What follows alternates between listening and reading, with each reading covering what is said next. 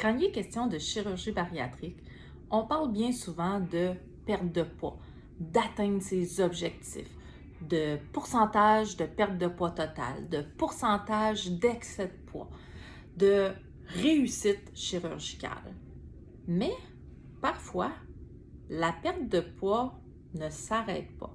Ce que je veux dire par là, c'est que tout à coup, non seulement on a perdu le poids auquel nous-mêmes on s'attendait ou auquel l'équipe médicale jugeait que c'était pertinent, mais le poids continue de descendre.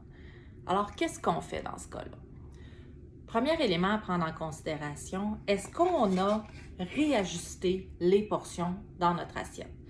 Donc, on sait que dans les premiers mois suite à l'intervention, voire les premières années, tout dépendant, la moitié de notre assiette devrait être notre source de protéines, que ce soit des protéines animales, que ce soit des protéines végétales. À ce moment-là, les suppléments de protéines aussi là, pourraient être inclus dans cette section-là. Je devrais avoir environ le quart de ma portion qui est un féculent et l'autre quart des légumes si j'ai encore faim, s'il me reste de la place. Donc, on commence par les protéines, deuxième élément, les féculents et troisièmement, les légumes. Mais une fois qu'on a atteint notre poids dans lequel on se sent bien, notre poids bonheur, le poids dans lequel votre corps et votre esprit se sentent bien, eh bien là, il faut aller réajuster les portions. Alors bien souvent, ce qu'on va proposer, c'est plutôt d'avoir justement la moitié des protéines. On va viser plutôt justement à répartir l'assiette en 3 parties égales. Donc, un tiers, un tiers, un tiers. Donc, on va vouloir aller reproportionner un petit peu le tout. Donc, non, pas nécessairement diminuer les protéines, mais pour aller jouer sur la proportion totale. Parce qu'il faut savoir que les besoins en protéines sont particulièrement élevés durant la perte de poids active, la perte de poids la plus importante.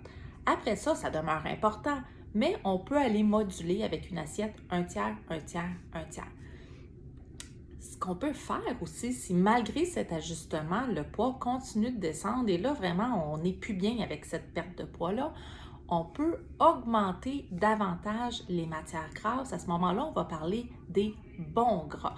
Donc, l'idée, ça ne sera pas nécessairement de comme on dit, se garrocher dans les aliments ultra transformés ou dans les aliments qui ont peut-être un profil nutritionnel moins intéressant.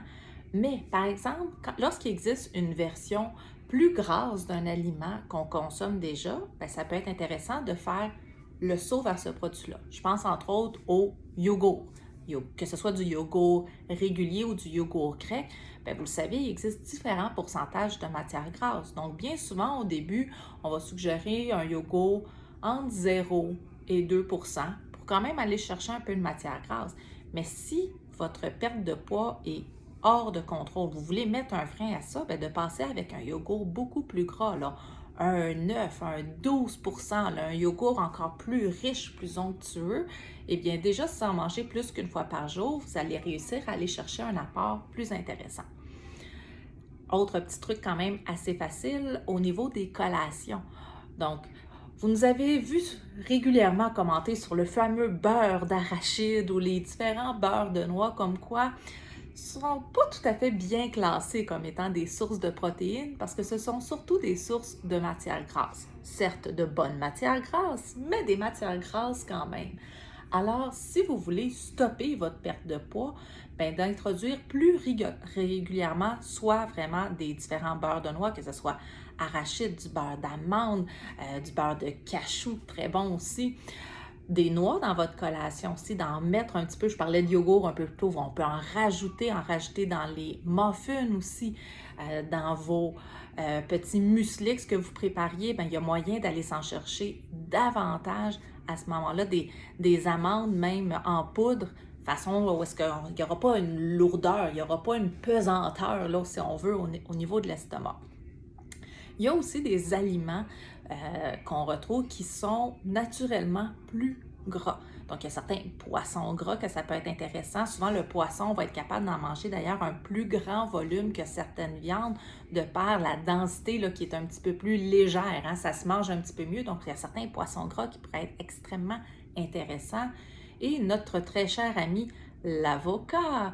Donc, l'avocat qui lorsqu'on l'introduit, que ce soit sous sa forme originale, là, donc on pourrait prendre l'avocat, se mettre quelques tranches dans un sandwich, on pourrait accompagner, là, dans notre section légumes, dans notre assiette, on pourrait rajouter quelques morceaux d'avocat, mais aussi les différentes huiles. Donc oui, évidemment, je pense à l'huile d'avocat parce qu'elle est très polyvalente de par le fait qu'elle n'a pas un goût très prononcé. On peut l'utiliser dans la cuisson, on peut le faire chauffer. Donc, ça peut être une superbe façon d'augmenter un petit peu nos matières grasses dans notre alimentation, dans la cuisson nécessairement. Et ça pourrait ralentir justement la perte de poids si dans votre cas, c'est problématique. Parce que ce qu'on ne veut pas, c'est commencer à manger, comme je le disais, des aliments qui sont peut-être moins intéressants, surtout si vous n'en avez pas envie. S'il y a des aliments que vous aviez tendance à vous restreindre, s'il y a des aliments que vous vous empêchiez de manger depuis votre intervention chirurgicale, là, par contre, ça vaut parfois la peine d'aller consulter, d'aller discuter avec un professionnel de la santé pour être sûr que en cours de parcours, il n'y a pas des traits de trouble du comportement alimentaire ou carrément un trouble du comportement alimentaire qui ne se serait pas faufilé dans votre relation à la nourriture.